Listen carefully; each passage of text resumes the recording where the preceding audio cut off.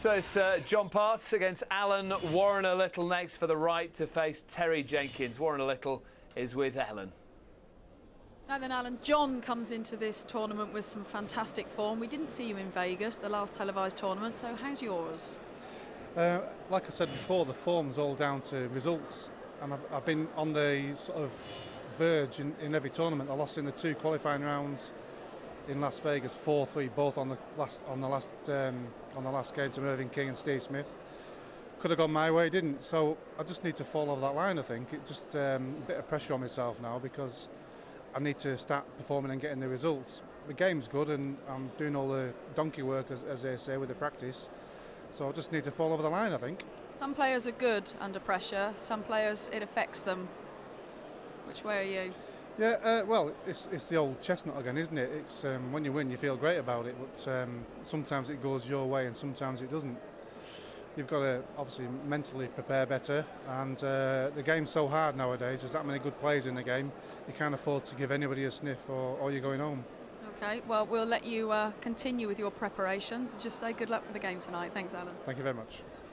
Alan Warriner-Little searching for his A-game, a man who has his A-game right now, John Part. John, you come into the tournament playing some great darts, and the bookies have recognised that. They have you down as joint 3rd favourite for this tournament. What do you think? Well, that might be a little flattering, but on the other hand, I'm playing well. I feel like I am a threat, so it might be worth a bet. Okay. You've been runner-up in this tournament twice. It would be nice to put this trophy on your mantelpiece, wouldn't it? Well, yeah, I guess 3rd time's the charm, I'm hoping. If I get to the final, that's the main thing. It's a long road. You got to cliche every match one at a time, that sort of thing. Hey, and are you all looking to knock Barney off the pedestal now? Because for years and years and years it was Phil that had a stranglehold, and we all know that if anybody's going to beat the big guys on TV, it can be you. Are you now all looking to knock Barney off, because he's had 3 in a row so far? Well, yeah, but we're 1-1 on television in front of the PDC cameras, so Sky cameras. So I think that, you know, I played a very good match in Vegas, and he's aware of that. And I'm looking forward to getting him again. Okay, well, maybe Barney later, but for now, you've got to get past Alan. So good luck to you. Thanks for talking to us. Thanks, Alan. Very relaxed-looking John Part. He loves this venue. The crowd love him as well. One of the favourites with the bookmakers. Will it be his week? Our MC, John McDonald. Ladies and gentlemen, welcome back to the action here in the Winter Gardens, Blackpool, for the Stan James World Matchplay. And time to meet our players. Would you please welcome from Cumbria, it's the Iceman, Alan Warriner-Little. And from Canada, former 2-time champion of the world, the Darth Mabel, John Part.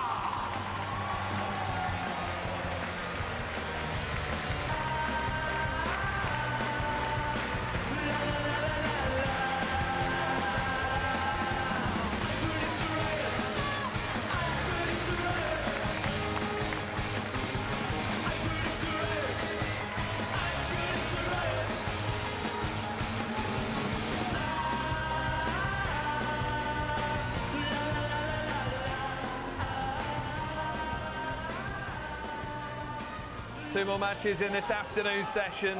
John Part, twice runner-up in Blackpool, against Alan Warriner-Little. Still looking to find that A-game is Alan Warriner-Little.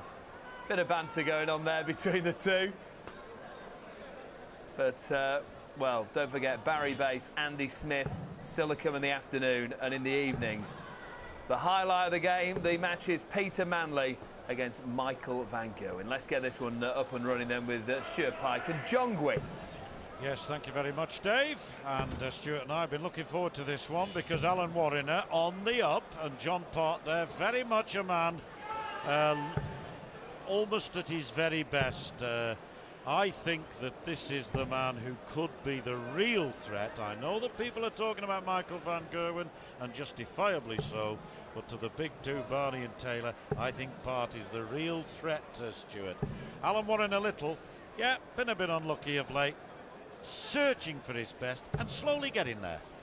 Well, they walked into, I predict a riot, and I think we're predicting a top game here. Warriner twice a finalist, Part twice a finalist. two of the most well-known faces in the world of darts. It's been tough for the Iceman over the last 12 or 18 months, but certainly the last couple of months, John Part is possibly playing as well as he has in many, many years. And this is why. What a start. 125. Warriner, who's in an elite club, played in every World Matchplay, Alan Warriner. All 14 of them. Bob Anderson, Dennis Priestley and a certain Phil Taylor, the others. Yes, John Part made his debut here in 1997 54. And in fact was a first round loser in the first 4 years that he played, 97, 98, 99 and 2000. Incredible really for a player of his ability. But then he made amends, 2002 finalist, a quarter finalist in 2001, played in some memorable matches on this stage as this man, as indeed has Alan Warriner-Little.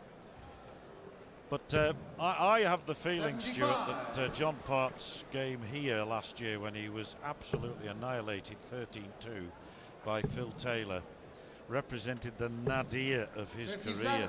And I think there was a lot of soul searching after that, and gradually John has worked his way back, and he's got himself almost back to his very best.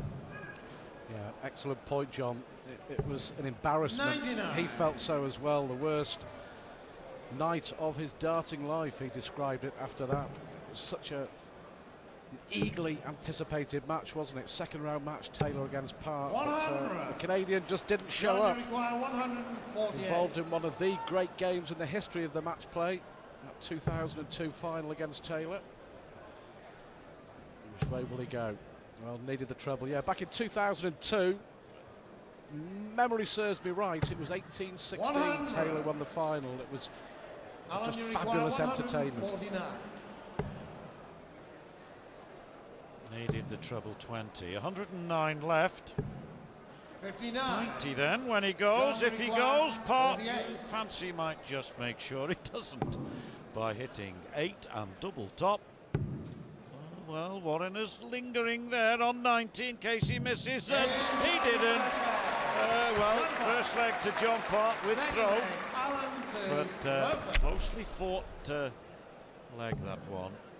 Yes, that game 18-16, an absolute classic, and I think they've played more recently another quarter-final game that was just as good, where Part had chances on both occasions to beat Taylor. Well, that's #1 of the match, and wait for more, folks, because there'll be 1 or 2 at least. 85. Well, first to 10 legs, of course, unless we go into a tiebreaker. And such is the quality of this 2007 96. World Matchplay. The winner of this will play Terry Jenkins in a second-round match. Yes, we're getting the sort of games now in the early rounds of the contest that in the early days, the first few years of this event, would represent quarter-final games. Such is now the ever-increasing quality of the fields. 90.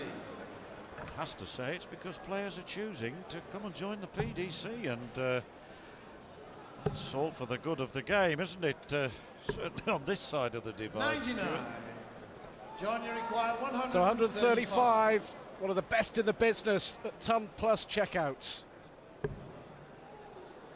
Needs the treble 20. So a chance for Warriner here to get his first leg 95. On the board. Alan, you require 94. Treble 20 would have left double 10. So Part favourite here to break the throw and go 2 up.